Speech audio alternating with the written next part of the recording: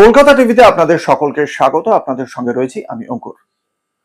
দেশের প্রতিরক্ষা ব্যবস্থায় বায়ুসেনা একটা বরাবরই অত্যন্ত গুরুত্বপূর্ণ জায়গা দখল করে আছে। তার কারণ দেশের পড়শি দেশগুলোর বিরুদ্ধে যে সমস্ত যুদ্ধ হয়েছে এর আগে বা সাম্প্রতিক যে সার্জিক্যাল স্ট্রাইক, সেখানে বায়ুসেনার ভূমিকা অত্যন্ত গুরুত্বপূর্ণ ছিল।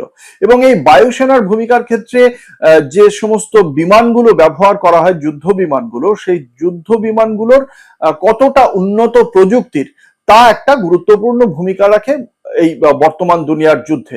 তার কারণ এই বিমানগুলোকে একদিকে যেমন গোপন বা লুকিয়ে থেকে কার্যকর থাকা, যাতে শত্রুপক্ষের যে রাডার, সেই রাডারকে যাতে ফাঁকি দিতে পারে সেই প্রযুক্তি থাকতে হবে।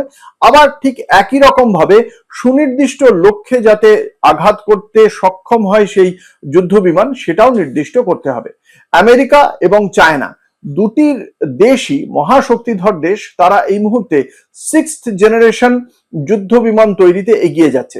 বেইজিং যেমন J-20 দিকে এগিয়ে যাচ্ছে, অন্যদিকে আমেরিকাও F-32 এর দিকে এগিয়ে গিয়েছে। এই দুটি যুদ্ধ বিমানই মূলত একদিকে যেমন শত্রুপক্ষের রাডারকে ফাঁকি দিতে সক্ষম এবং তার পাশাপাশি সুনির্দিষ্টভাবে লক্ষ্যে আঘাত করতেও সক্ষম।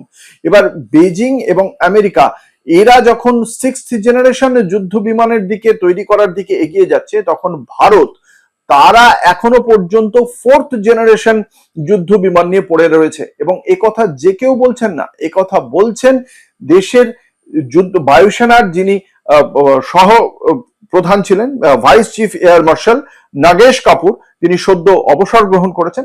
তিনি বলছেন একথা যে 2030-এর দশকের মাঝামাঝি সময়ে যখন এই তেজাস MK2 যে যুদ্ধ বিমান যখন 2030-এর মাঝামাঝি সময়ে দেশের বায়ুসেনায় অন্তর্ভুক্ত হবে, তখন আমেরিকা চায়নার মতো দেশ তারা 6th জেনারেশন প্রোগ্রামে অনেকটা দূর এগিয়ে যাবে। শুধু তাই নয়, তারা যেমন নিজেদের দেশে সেটা তৈরি করবে, পাকিস্তানের মতো ভারতের শত্রু প্রতিবেশী তারা অন্যান্য দেশের থেকে এই 6th জেনারেশন যুদ্ধ বিমান তাদের সেনাবাহিনীতে অন্তর্ভুক্ত করে ফেলবে। তারা তৈরি না করতে পারলে অন্তত কিনে ফেলবে। অবসর গ্রহণের মাত্র 2 মাসের মধ্যে এমন একটি সাক্ষাৎকার দিয়েছেন তিনি জাতীয় সংবাদ মাধ্যমে। সেখানেই তিনি কথা বলছেন যে এক্ষেত্রে মার্কিন যুক্তরাষ্ট্রের F-22 এবং চীনের J-20 বিশ্বজুড়েই আধিপত্য দেখাচ্ছে। ইতিমধ্যেই চীন J-20 যুদ্ধ বিমান অন্তত 500টি তাদের বায়ুসেনায় অন্তর্ভুক্ত করার চেষ্টা করছে। এখানে এই যুদ্ধ বিমানের বিষয়টা কি, এখানে একদিকে যেমন বিভিন্ন সেন্সর থাকে, এই সেন্সর গুলোর পাশাপাশি যেটা থাকে সেটা হচ্ছে গিয়ে ককপিটে যে পাইলট বসে থাকেন, ইনফ্রারেড ক্যামেরা এবং অন্যান্য সেন্সরের সমস্ত ছবি এই ককপিটের সামনে একটি কম্পিউটারের মাধ্যমে সমন্বয়ের মাধ্যমে একটি ছবি রাখা হয়। ওই একটি ছবিতেই লক্ষ্য বা টার্গেট স্থির করে দেওয়া হয়।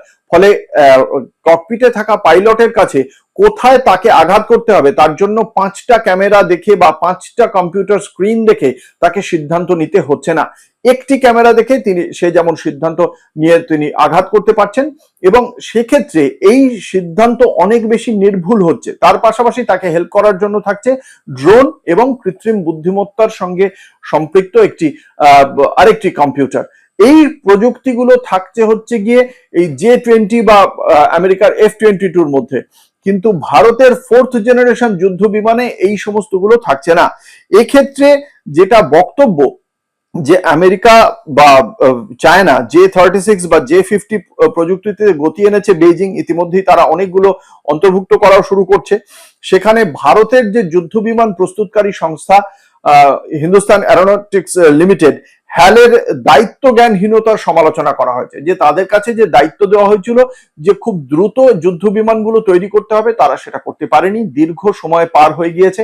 আমেরিকার জেনারেল ইলেকট্রিক্যালস এর কাছে কিছু যন্ত্রপাতি বানানোর জন্য দেওয়া হয়েছিল, তারাও সেখান থেকে পাঠাতে দেরি হয়েছে। ফলে 2027-এ যে লক্ষ্যমাত্রা ছিল সেটাও এখন অনেকটা পিছিয়ে যাচ্ছে। ফলে হ্যাল একদিকে যেমন নির্দিষ্ট সময় পুরনো 4th জেনারেশন যুদ্ধ বিমানই দিতে পারেনি, তার পাশাপাশি যে যুদ্ধ বিমান দিচ্ছে যতদিনে এসে পৌঁছবে ততদিনে সেগুলো অনেকটাই বেশি পুরনো হয়ে যাবে।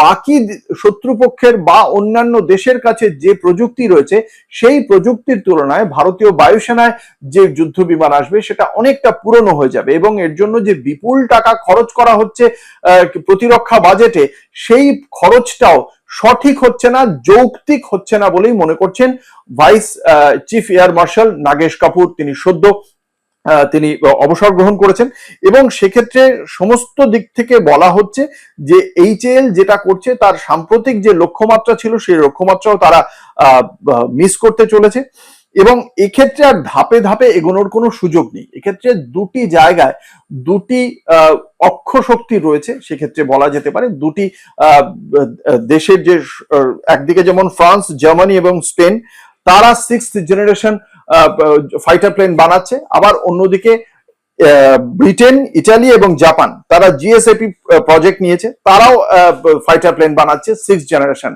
তাদের সঙ্গে যুক্ত হওয়াটা অনেক বেশি জরুরি বলে মনে করছেন নাগেশ কাপুর। দেখা যাক অবসরপ্রাপ্ত এই বায়ুসেনার উপপ্রধানের বক্তব্য কতটা গুরুত্ব দেয় কেন্দ্রীয় সরকার, এবং এক্ষেত্রে যদি সত্যি ভারতের বায়ুসেনা যদি পিছিয়ে পড়ে প্রযুক্তিগত দিক থেকে, তাহলে সেটাও কখনোই কাজের কথা নয়। সেক্ষেত্রে তার কথাকে কতটা গুরুত্ব দেয় এবং এ বিষয়ে বিরোধী রাজনৈতিক দলগুলোই বা কি মনে করছে সেদিকে অবশ্যই তাকিয়ে থাকতে হবে। দেখতে থাকুন কলকাতা টিভি, রাত দিন 7 দিন।